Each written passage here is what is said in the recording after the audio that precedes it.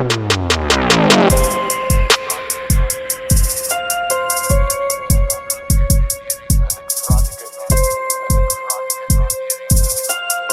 matter how many stories we break, no matter how much information we provide, the haters will forever say, she has presented no evidence.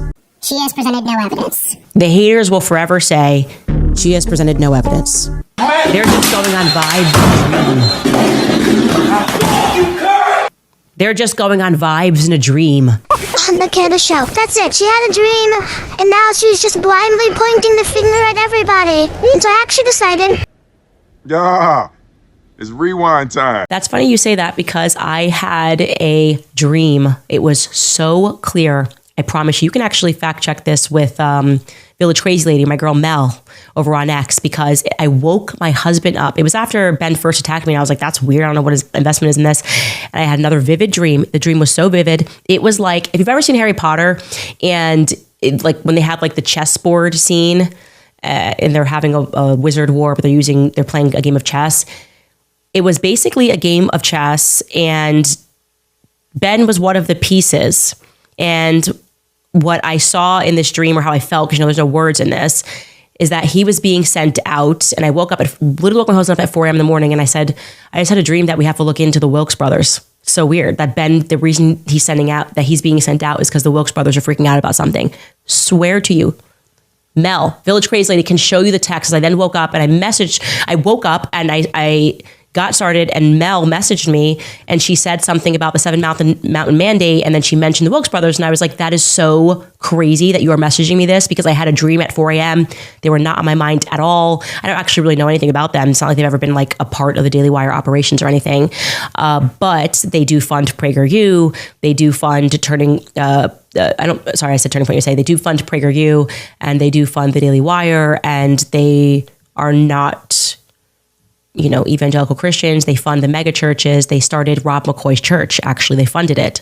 So that was interesting, which is what she was telling me. And I looked into it, and all that's true. Anyways, I know I'm not allowed to talk about my dreams before everyone starts freaking out, but I'm going to still talk about my dreams, especially when they're that vivid. And I've never dreamed more vividly and more precisely than since Charlie Kirk has been assassinated. It's unbelievable. Like it was disturbing me in the weeks after his death, how vivid the dreams were, how I was being woken up from my sleep. I imagine this is exactly what Charlie was going through in 2018 when he was having visions that he was going to die.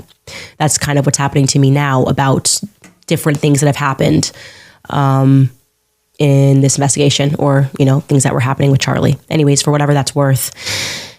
Of all of the things in the world that have never happened, that has never happened the most. That is the most didn't happen of all time.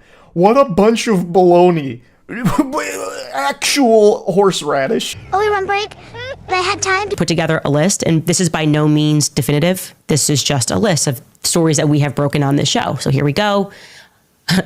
Charlie's text messages, that was a pretty big one, showing that he was, in fact, abandoning the pro-Israel cause 48 hours before he was assassinated, despite the fact that everyone lied about that fact. We presented the photo of Tyler Robinson at the Dairy Queen on the day of the assassination. Tyler Robinson, we are telling you today, then went to the Cowboy Smokehouse that evening and likely, I should put likely there, avoided traffic lights. We can also tell you that Tyler Robinson called out of work on the 11th. That's another story I'm breaking here. He was citing food poisoning. He called out of work very early in the morning on the 11th, and he also called out of work on the 10th, saying that he had to help his grandmother move furniture. That is an interesting data point that I would like to present to you. Again, he is using his grandmother as an excuse. I think that if I was the federal government and I had unlimited resources, if I was the state government and I had unlimited resources in the form of people's tax dollars, I would probably be wondering if he went to his grandmother's house that night. Just saying. Tyler was working at Wild Electric, by the way, in Santa Clara, Utah. I did not break that story. That was already in the news, but you may have missed that. And that was his excuse. He had to help his grandmother. I also broke the story about Charlie's Catholic considerations. I didn't even mean to break that one, but then I had to present the receipts because people were acting crazy. about him attending Mass, praying the rosary, that he died wearing a St. Michael pendant, and that he had a private Catholic funeral Mass. I also broke the story regarding Terrell Farnsworth's strange behavior moments after the assassination. I broke probably the biggest story of all, actually. It is the only reason that we are still discussing this. It's the only reason that we realized the single reason, the first reason rather, the primary reason that we recognized the feds were lying to us was because I broke the story that there was no blood on the back of Charlie as he went down, that the bullet did not pass through. I also presented to you guys the photos from inside Charlie's SUV after his assassination. I broke the story that the feds did not impound that vehicle. I broke a story that the feds seized the cameras inside the hospital, that the feds blocked Dr. Trotter from returning to his operating room, and that a phone call was then placed to DC. We are still trying to figure out to who received that phone call, which allowed Dr. Trotter to go back into his operating room. We broke the story that Andrew Colvett lied about the Superman neck. That quotation never came from Dr. Lee Trotter at all. It allegedly came from Erica in a moment of upset. We broke the story that Charlie texted Dan Flood and Andrew Colvett the night before saying that he was afraid that they were going to kill him. This has now been confirmed by Erica, or at least it was confirmed to me from Erica.